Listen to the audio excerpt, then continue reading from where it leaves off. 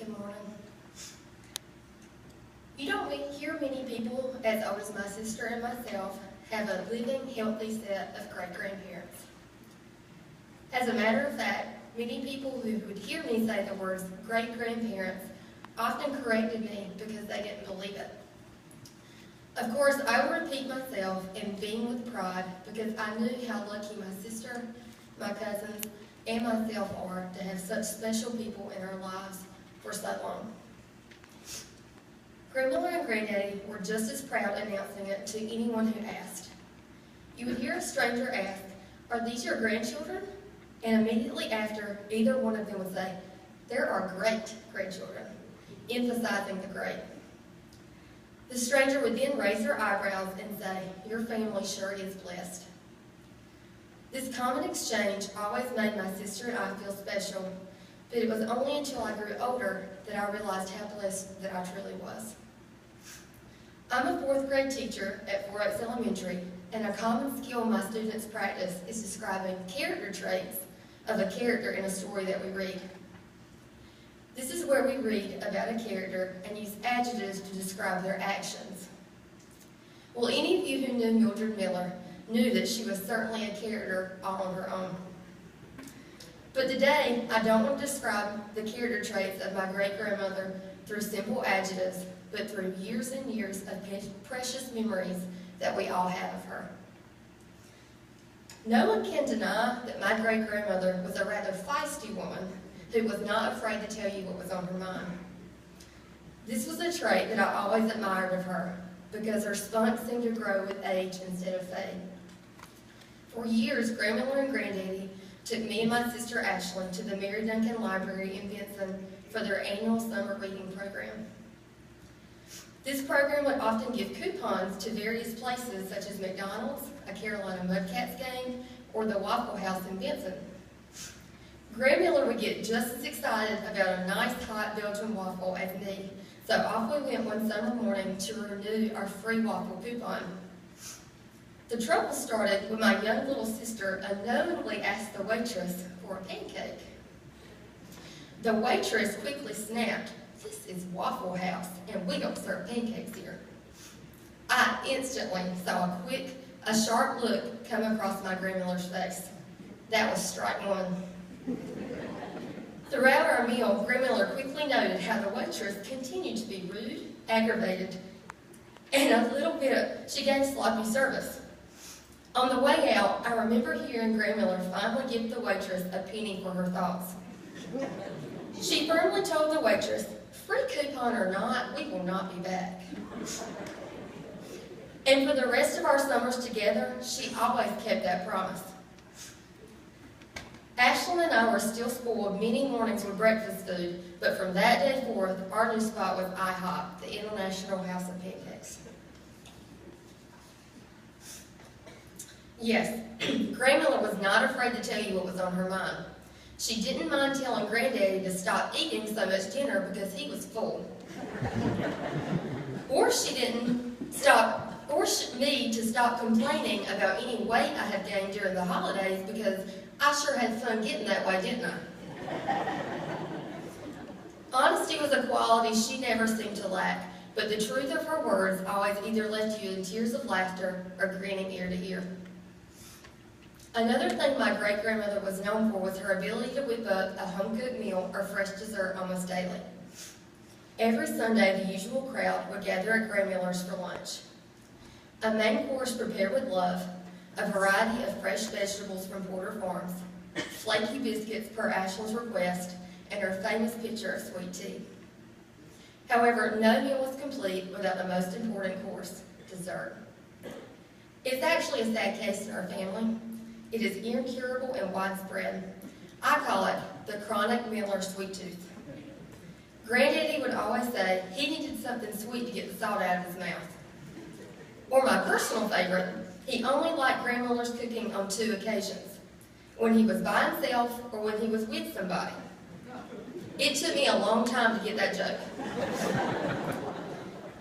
To satisfy everyone's strong cravings after a big meal, Grandmother would often have a fresh pecan pie, a moist pound cake with fresh chopped strawberries, or her infamous homemade chocolate pie, my all-time favorite. Other honorable mentions include her strawberry salad, Easter Sunday stewed beef, and homemade chocolate sock over warm biscuits. They do say the family that eats together stays together. What's cooking in Grandmother's kitchen today? That was a common question asked almost daily in my house growing up. A woman of many trades, cooking and baking was something many people have always known Mildred for. A trait I've always envied of my grandmother was my grandmother's elegant sense of order. Every item in her house always had a place. Every speck of dirt was quickly sucked up with a dustbuster, and the nose prints from our golden retriever Sarah were not allowed on the screen door. My family will quickly tell you that her irresistible feature of my grandma was the way she smelled. When she walked into her room before going out on the town, you could always smell her famous galore perfume. Her spotless laundry room smelled of a beautiful mixture of Tide laundry detergent, White Diamond body powder, and Dove bar soap. Scheduling was also extremely important to Mildred. Every single Thursday morning was what my sister and I declared as hair day. Hair day consisted of visiting Miss Kathy Young's shop on Main Street in Benson to get her hair perfectly washed, curled, and sprayed stiff. Me and Ashlyn would attend every hair day in the summer when they would keep us. Miss Kathy had this sign in her shop that read, "All unruly children will be sold to the zoo." Back then, me and my sister believed every word on that sign. And yes, Miss Kathy, I was terrified if I misbehaved, you were going to ship us off to the Ashburn Zoo. When we told Grandmother how nervous we were about this silly sign, she chuckled so hard and told us she promised it wouldn't happen.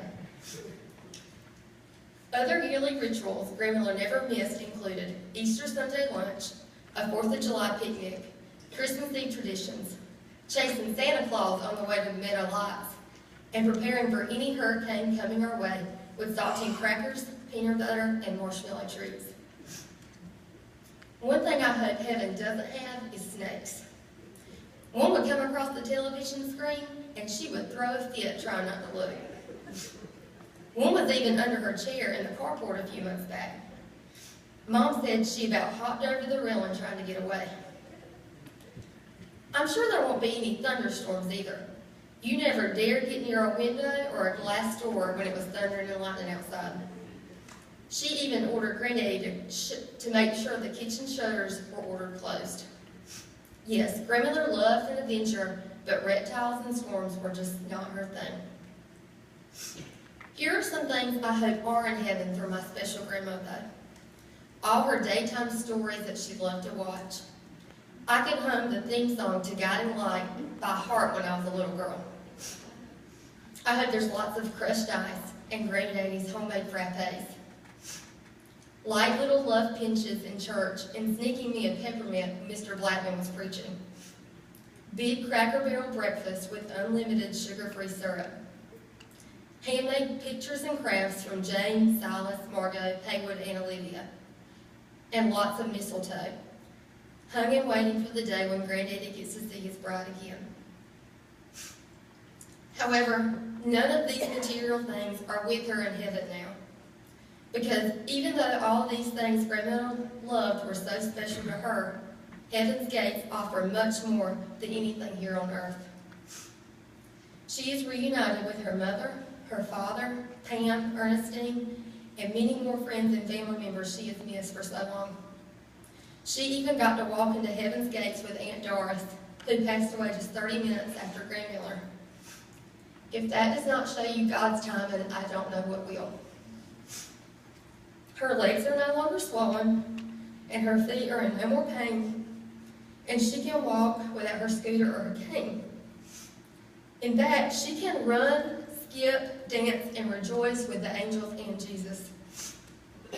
Here we are, sad and missing her greatly, but she is in heaven and having the best Christmas of her life. She's smiling and waiting to see us all again with open arms, especially for her one true love, my Granddaddy. Grandmother always said she would fly away to heaven one day just like a bluebird.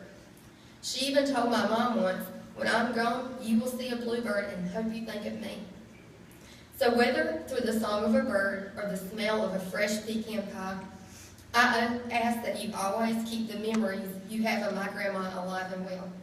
But just remember, the memories we have here on earth are not as sweet as those we will make with her one day in heaven. Thank you.